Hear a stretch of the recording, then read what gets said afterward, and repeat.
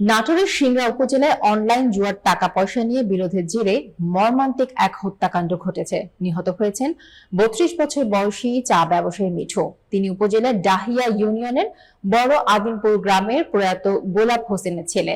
নাটোর প্রতিনিধি মোহাম্মদ সুজয় মাহমুদ জানান, পুলিশ ও স্থানীয় সূত্রে জানা যায় মিঠু ও অভিযুক্ত নিক্সন, যারা আগে ব্যয় সম্পর্কিত ছিলেন, অনলাইন জুয়া খেলার বিষয়ে বিরোধে জড়িত ছিলেন। সোমবার ২০ অক্টোবর দুপুর ২টার দিকে সিংড়া পৌর শহরের পেট্রোবাংলা এলাকায় মিঠু নিক্সনের বাড়িতে গেলে নিক্সন ক্ষিপ্ত হয়ে ধারালো ছুরি দিয়ে তাকে কোপায়। গুরুতর জখম অবস্থায় স্থানীয়রা মিঠুকে সিংড়া উপজেলা স্বাস্থ্য কমপ্লেক্সে নিয়ে গেলে চিকিৎসক তাকে মৃত ঘোষণা করেন।